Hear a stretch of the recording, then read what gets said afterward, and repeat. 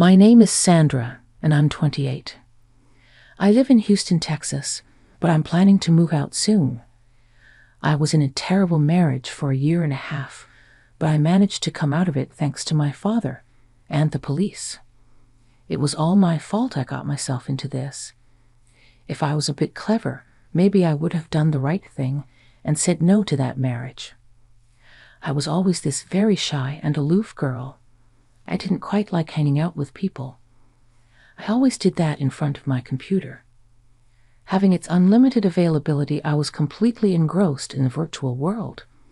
There were very few times I would go to pubs and enjoy a drink, but then there would be weird strangers who would approach me and try to make friends with me, but I strongly refused their offer as they were complete strangers, and they could kidnap me for heaven's sake.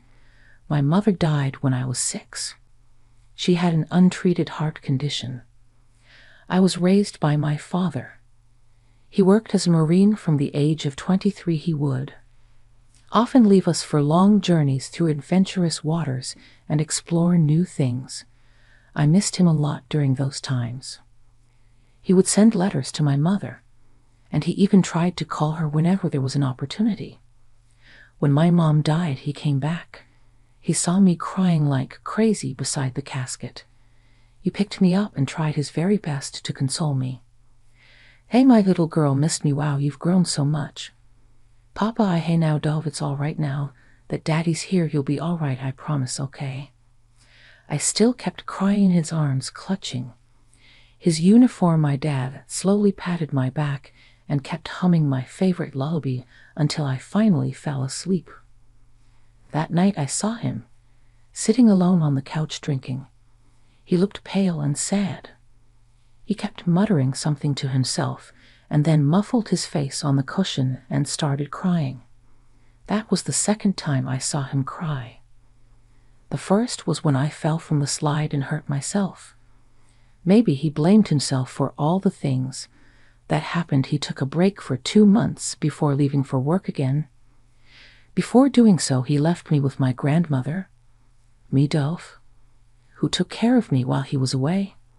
"You be nice to Granny, okay? She's here for you. You will be a good girl and help her out. And I'll come back soon, my Dove. I told Granny to teach you to bake your favorite sweets and your favorite dishes. You will learn from her, won't you?" "Yes, Dad, I will. Next time I come back, I would love to try out your dishes. Now I must go. My car is waiting. You take care of yourself, honey."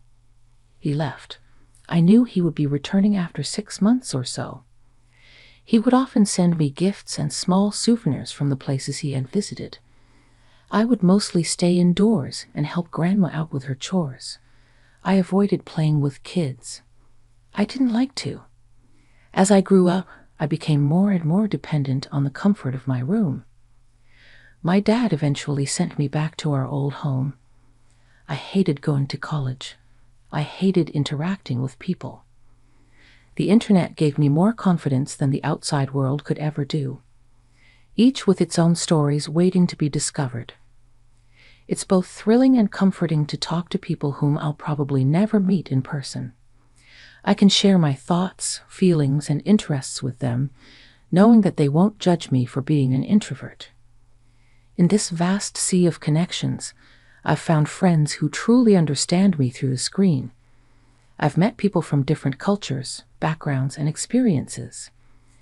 It's fascinating to learn about their lives and to realize how similar we all are despite our differences. The internet has become a bridge that spans across continents, bringing us together in ways that were once unimaginable.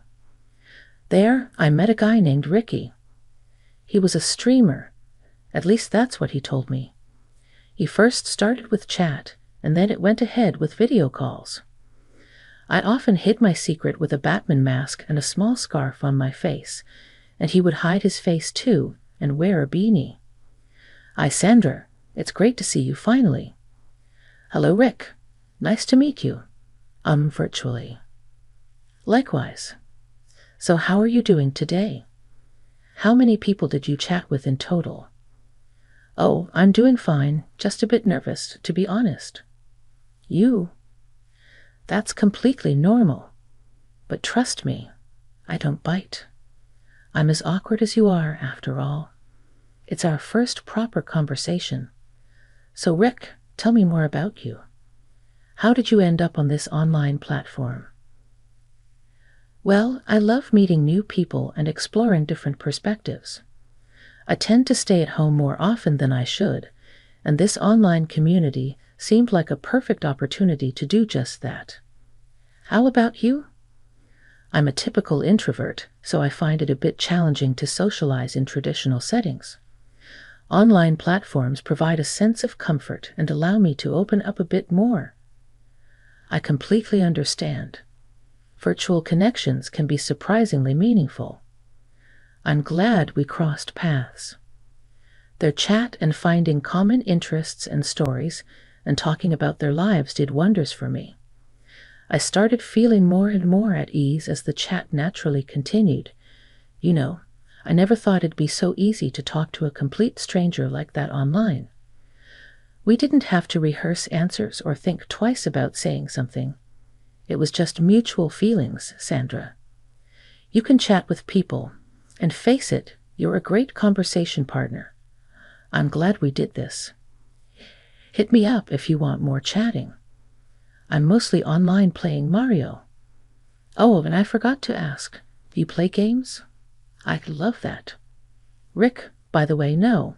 I mostly blog and scroll through Reddit. You can find some kinds of stuff there. I feel like I learn more from other people's stories than from real-life examples. True, I feel like our lives can be such a bummer sometimes. It's cool to get to know others. Check this out. Like, look at me. I feel like my online friends are closer than the ones who exist in my life. The best thing about virtual stuff is that you don't have to feel obliged to keep in contact. You can take it or leave it. It's your choice. As our chat went on, Ricky and I formed a true friendship despite our being virtual friends and strangers. Our shared understanding, non-judgmental attitude, and open-mindedness pulled us closer even though we were miles apart. I'm not sure where this journey on digital will take me, but one thing is certain. I know I will always let these experiences I've had on my digital haven coexist with me. My father, on the other hand, he's the type of person who will be very careful if he knows I'm making friends with people I've never met. He's seen. He would get super pissed. The last time he came to me, he sat me down and ended up lecturing me during dinner. How are your studies, Dove? How can it be, Dad? I've graduated. Well, you wouldn't know. You didn't come. Oh, Sandra, age bad. You know I was extremely busy, and I was sorry then and sorry now. I even emailed you saying I would be there for your birthday. Well, what about my pumpkin's birthday? Stop calling me names. I'm no longer 6, you know. Well, to me, you will always be my little dove. But anyways, what have you planned for the future? Are you thinking of working? I don't know. What do you mean, I don't know? What are your friends doing currently? I don't have any friends. What? Look, dear, I haven't shifted you to your mom's house so that you can stay home and not socialize with the world. There are so many things you're missing out on, so many people you won't be able to meet if you don't step out. Honey, that's the problem, Dad. I don't know how to, but I'll try. I mean, I do make friends, but they are online. Online, Sandra? That's the worst platform to make friends. Oh, Jesus. Okay, well, fine. How about we go out today? A little bit of shopping, just you and me. I haven't been out at all recently. I don't know if I can.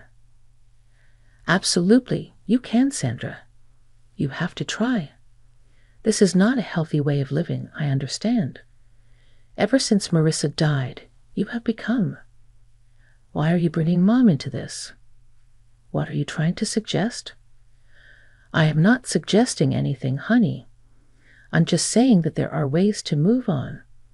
Sandra, you remember, we love your mom. For grievances, we must learn to deal with them. I don't know why, but I got mad. I raised my voice, slammed the table, and got up. I have no appetite.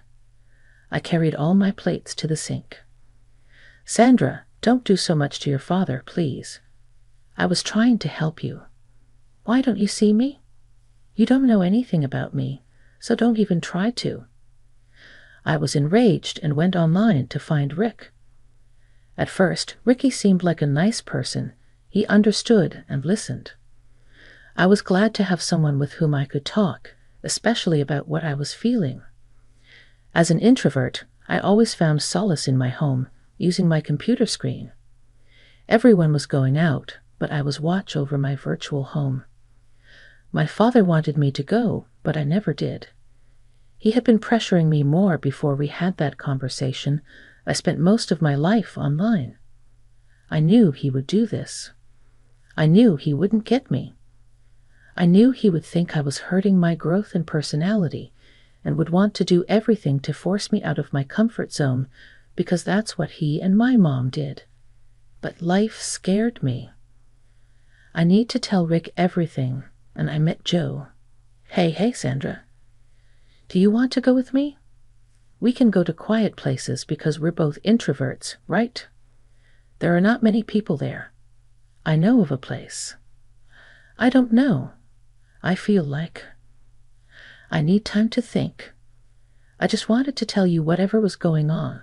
All right? No worries. I can wait. Whenever you feel like it, you can always drop by here. Here. Take my address. You're always welcome. Why are you being so nice to me? I'm a stranger. Am I not? Because I like you. Like me? Are you serious? Yes. I know it sounds strange coming from my mouth, but I want to get to know you. And if you ever feel the same, you know where to meet me. It was a big deal for me, stepping out of the world.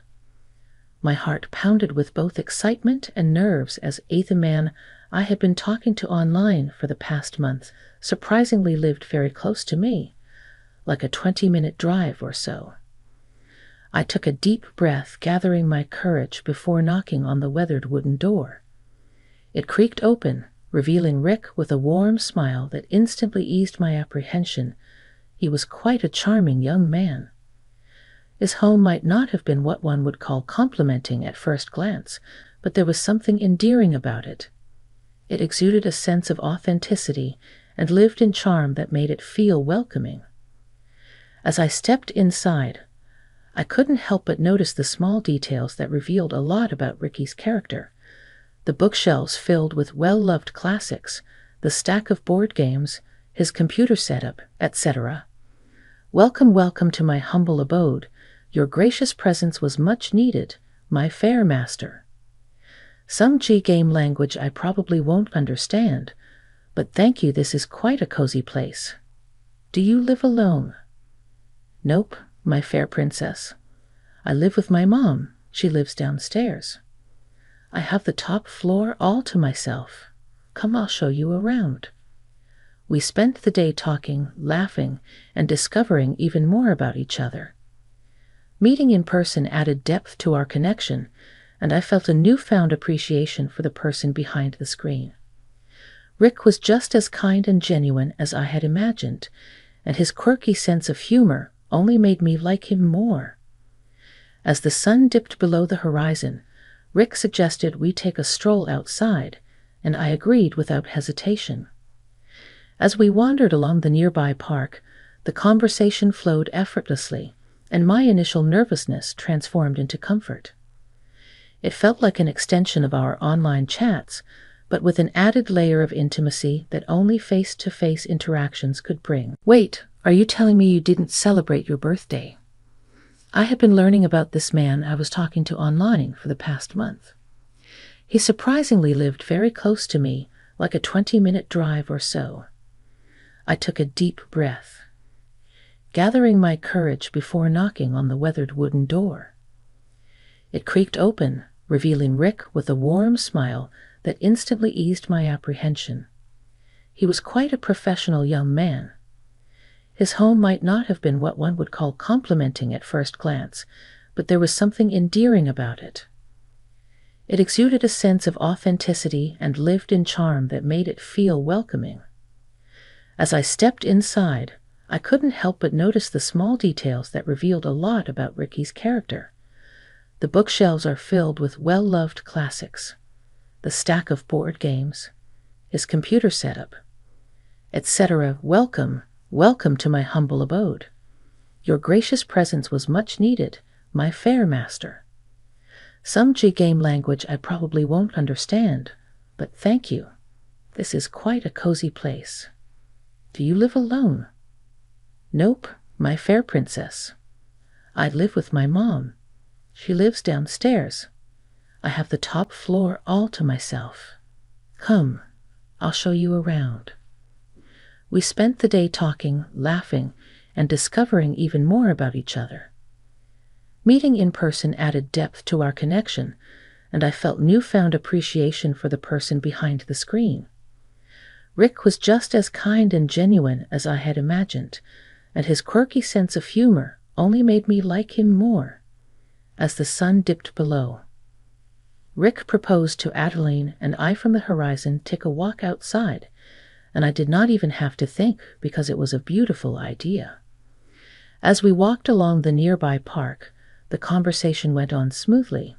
My anxiety went away, and that feeling of comfort just stepped between us. I can say that our walk was a picture of our online conversations, but with that tenderness that only real-life meetings can do. Wait a minute, are you saying you did not celebrate your birthday? Stood outside Rick's home, finally ready to meet the person. Yeah, I didn't feel like it, plus my dad was really mean. I didn't know how to face him after the argument we had. Oh, I'm so sorry that it happened. I'm sure he'll come around. He's your father after all. I made a mistake. I trusted him too much.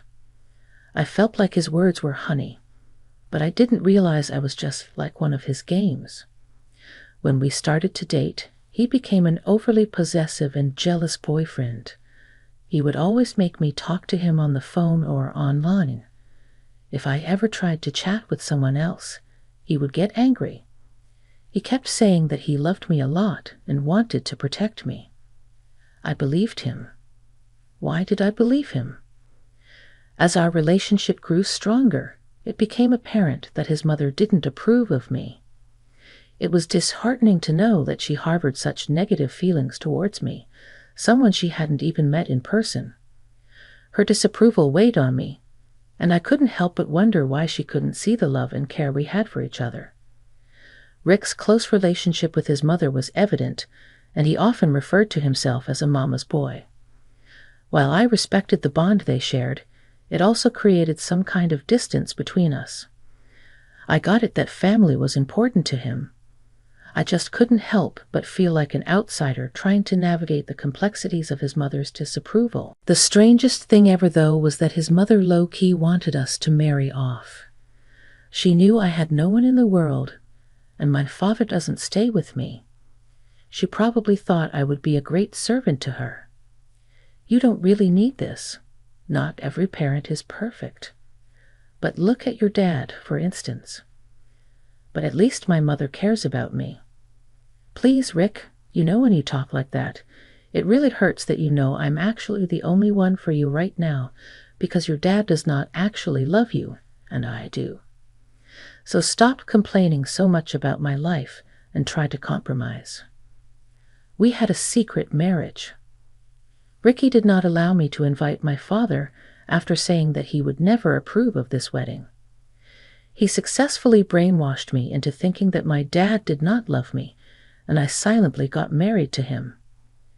I knew that I have landed myself into dangerous waters, but I was a weak character. Yes, I was a weak guy as a character. I'm not ashamed to say that. I was a very lame person, like my personality was so molded by my surroundings, and yeah, I blame myself for not trying. After a few months of marriage, I began to see a side of his mother that I had never expected, and that it had gone to that extent also. Her mother was filled with malice and cruelty, as if she was taking pleasure in torturing me.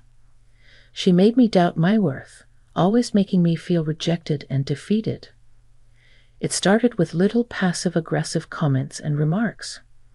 She tried to clip me piece by piece, but I always made an attempt to overlook these comments also because I thought I might make things a little better. But it only intensified into a full-blown campaign of emotional torture. "What is this? You call this food? Do you want to kill my boy with this atrocity? Go make it again, you stupid girl. Why is there so much dirt here? Are you quack? What a shabby girl. Get up, lazy girl. Take the trash out now. And Jesus, have your parents not taught you nothing?" Her words cut like a knife, leaving scars deep within me. She would question every decision of mine, belittling my achievements, and manipulate the situation that all I would feel was unworthy of Ricky's love, and my incredible husband would be in his room, listening to a song or playing video games. It honestly felt as if I were in a never-ending nightmare. No matter how hard I tried, I could not get away from her claws. My internal rage was boiling inside me. The mere thought of my own stupidity and weakness fueled that rage. How could I be so weak, so pathetic? I missed my dad. I regretted fighting with him. I screamed at him. I told him to leave me alone. With a heavy heart, he did so. It was a couple of days after my birthday we were stuck here. I deserved every second of it. One day I was not feeling super well. I felt very feverish, so I lay down on the sofa. I had begun thinking that a nap would help me. I was about to fall asleep when suddenly a cold gush of water was violently splashed at me. I woke up startled and panicky. It was Ally. She had a disgusted look at her face. "What the hell are you doing? Sleeping at our couch? Did you get our groceries as ordered?" I stood silent. "Oh, I see. You want your old mother-in-law to do all the dirty work you lay around, you devil." I was slapped on my face, and she started calling out for Ricky. I couldn't take it anymore. I lashed out. "I am not doing anything for you or your useless son. I've had enough of your nonsense. Go find someone else to bother." I can't, and I won't. I didn't get a single respect from this family, and I don't care anymore. I was about to leave when something blunt fell on the back of my head. I blacked out. When I woke up, I saw myself in a semi-dark room. A small bulb lit at the center of the room. My head was hurting. I tried to get up on my feet, but wobbled and fell down again. It was hurting everywhere. Where was I? I could hear muffled sounds from somewhere. It grew louder, making my head ache more. I tried to crawl towards the sound, found a metal door with a small window. I took support to get up on my feet. It latched open, and I saw Ricky grinning at me. Is my wife scared of the dark? What's this, Ricky? Please get me out of here. This is not funny. Shut up. This is exactly what you do for raising. Then a blow landed on my mother now. I will make sure you never see the day ever again. Please, Ricky, I am sorry. This is going to entirely. I'll do anything. I swear I will not complain. Please let me out, please. I beg you, not so soon. Buttercup. If you stop being a brat, I might consider releasing you. Not till this would be your little cave. It's not like you like going out anyway. And who do you have your mom in dead? Your dad doesn't love you. You are nothing but a forgotten soul. My house afforded you a second chance, but you blew it. I'll have to make amends by then. Asterisk, Ricky. I didn't mean to. Please let me out. I don't like being in the darkness. A daddy's little girl, are you not? How about you scream his name? He magically appears and saves his little princess. He locked the basement window and went outside as I sat in the cold, dark basement. Fear and anger raced through as I sat in cold darkness. How did I get here just because I didn't want to obey my mother-in-law's orders now? I pay the price for standing up for yourself. In the pockets of my broken and shattered phone that would give me hope, except now all hope is gone. Or is it reading the screen is really faded? But I knew his number. I dial my dad's number with trembling hands, my voice shaking. I hope he can save me 2 days later, when I was nearly beaten to near death. Despair nearly consumed me. I heard a car pull up outside the house. My heart pounded in my chest as I strained to hear the sound of footsteps coming down the stairs. When the door swung open, revealing my father standing tall and unwavering, a mix of relief and disbelief washed over me. I couldn't believe he had dropped everything and rushed to my aid. He brought a few cops along with him. Rick and Allie were immediately arrested. They were trying their best to lie, but were in vain. You have no idea what you both have waiting at court, you psychopaths. What have you done to my little girl? Sir, we are truly sorry. We meant no harm. I was thinking of releasing her today. I swear, Rick pleaded. And who are you to decide the punishment for my daughter? You look like something out of a sewer, pathetic little scumbag. Okay, come on, Sandra, let's go, my dad said as he escorted me out of that dark basement. The ordeal left me scared, but at the same time, I experienced a newfound sense of courage and determination. It was not easy, but exposed me to the fact that I can be able to face challenges as they come, and with the help of my Marine dad, I would not waver.